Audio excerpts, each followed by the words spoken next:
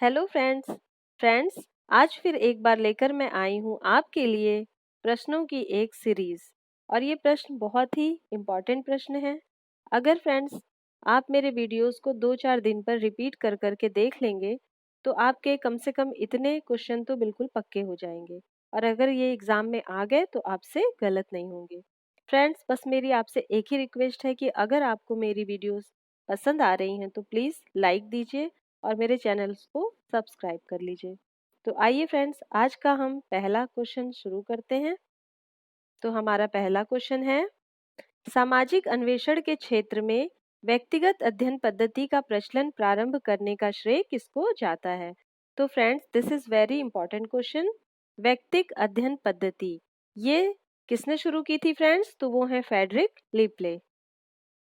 Next question देखते हैं, निम्नलिखित में से कौन सा परिप्रेक्ष्य समाज के सदस्यों द्वारा अपने दिन प्रतिदिन के जीवन के अर्थ समझने के लिए प्रयुक्त पद्धतियों पर ध्यान केंद्रित करता है?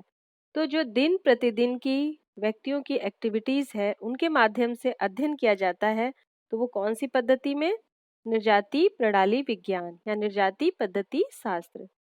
नेक्स्ट क्वेश्चन देखते हैं, सामाजिक रचना की अल्थुजर की संकल्पना के 3 मुख्य तत्व हैं।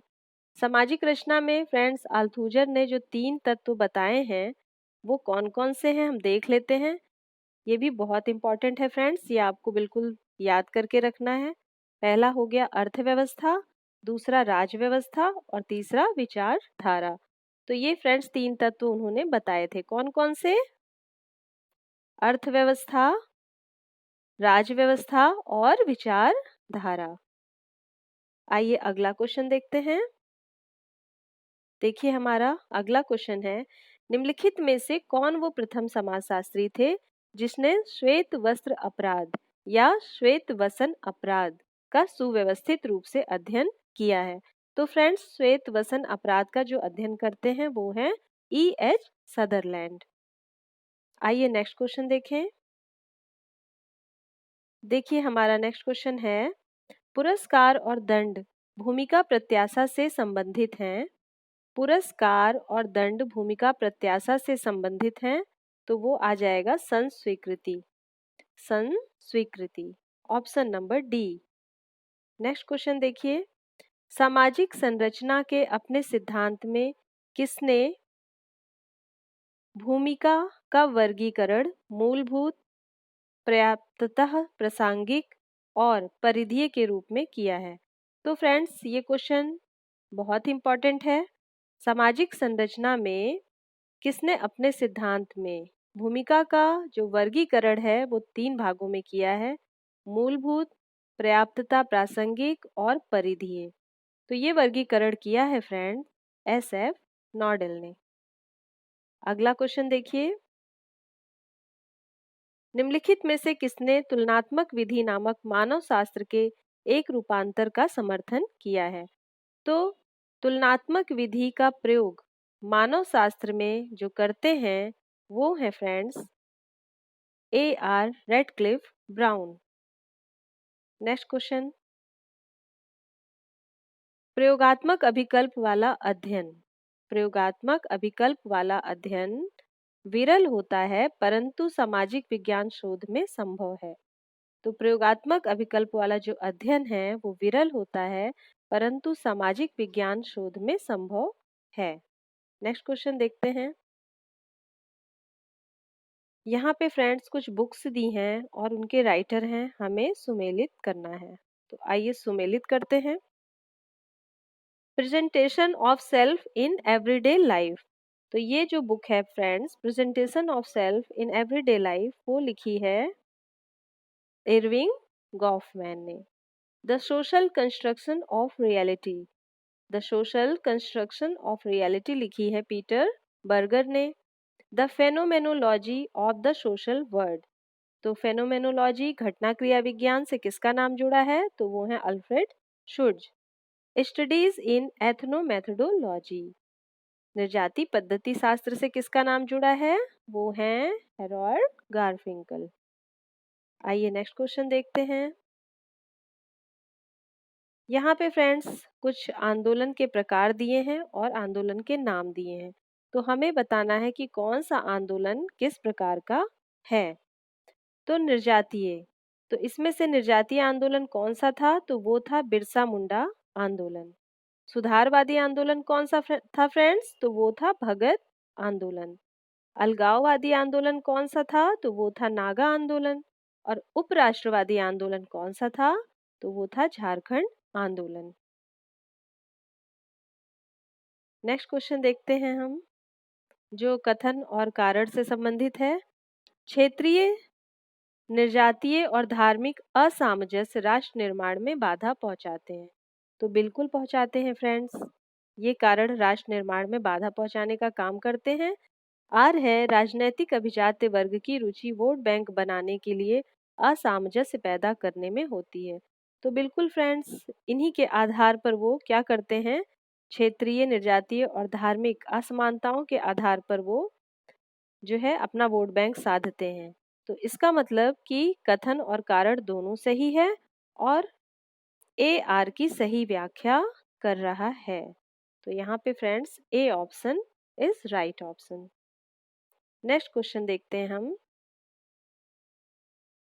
वैश्वीकरण पर विचार करते हुए निम्न में से किसने नेटवर्क सोसाइटी को महत्व दिया है? तो friends this is also very important question, network society. तो नेटवर्क सोसाइटी अक्सर एग्जाम में पूछा जाता है कि ये नेटवर्क सोसाइटी किसकी अवधारणा है। तो फ्रेंड्स नेटवर्क सोसाइटी का कॉन्सेप्ट दिया था मैनुअल कैस्टल्स ने। Network society Manuel Castells. Next question देखते हैं,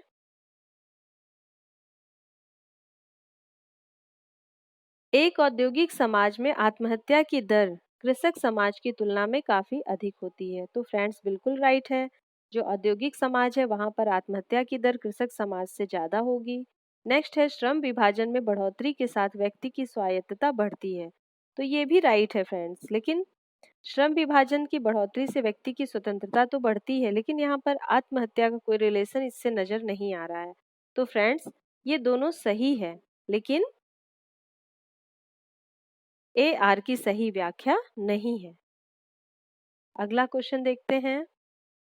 देखिए हमारा अगला क्वेश्चन है, जो यहाँ पर लेखक और मुद्दे हैं, किस लेखक ने किस मुद्दे को उठाया, तो वो हमें देखना है। शर्मिला रेगे जो हैं, शर्मिला रेगे वो दलित महिलाओं से संबंधित हैं, दलित महिलाओं का मुद्दा उठाती रही हैं। उर्वशी बुटालिया जो हैं वो महिला और संघर्ष से संबंधित हैं। इससे याद कर लीजिए फ्रेंड्स, संघर्ष, जो उर्वशी थी वो काफी लड़ाई झगड़ा करती थी, संघर्ष करती थी। तो उर्वशी का हो जाएगा महिला और संघर्ष। मार्था ए चेन, जो मार्था ए चेन है वो वैधव्य के मुद्दे से संबंधित रही हैं।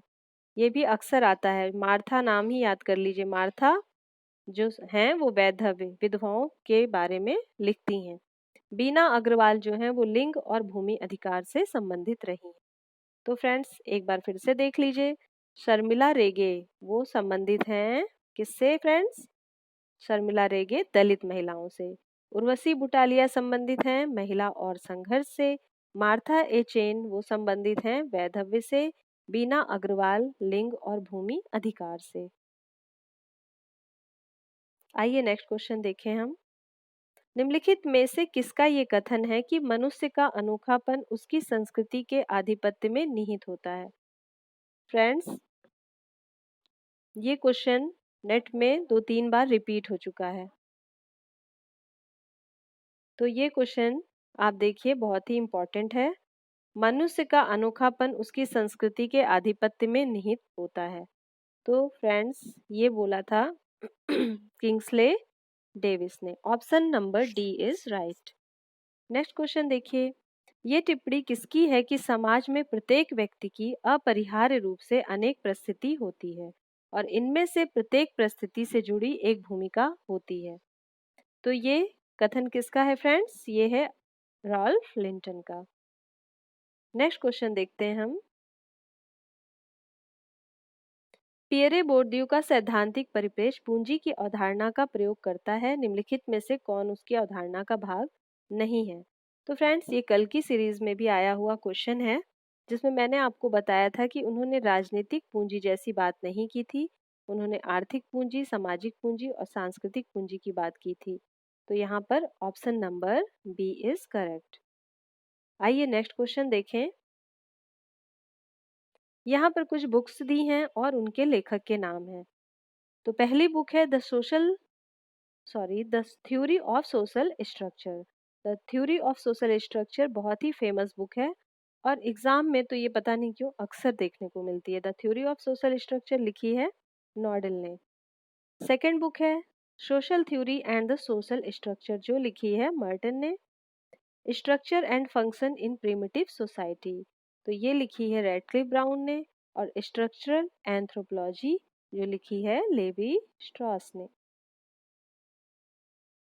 फिर से देख लेते हैं friends. The theory of social structure book किसने लिखी है? SF Nadel. Social theory and the social structure Merton. Structure and function in primitive society Radcliffe Brown. Structure anthropology लिखी है लेवी स्ट्रॉस ने। नेक्स्ट क्वेश्चन देखते हैं फ्रेंड्स। इसमें हमें बताना है कौन सी अवधारणा किसकी है। तो वेस्टहैन बहुत ही फेमस है, किसकी है? व्याख्यात्मक बोध मैक्स वेबर। ऐतिहासिक भौतिकवाद कार्ल मार्क्स। प्रत्यक्षवाद आगस्ट कॉम्ट। और अप्रत्यक्ष प्रयोग दुर्खीम। सिंपल है फ्रेंड्स। नेक्स्ट क्वेश्चन देखते हैं हम।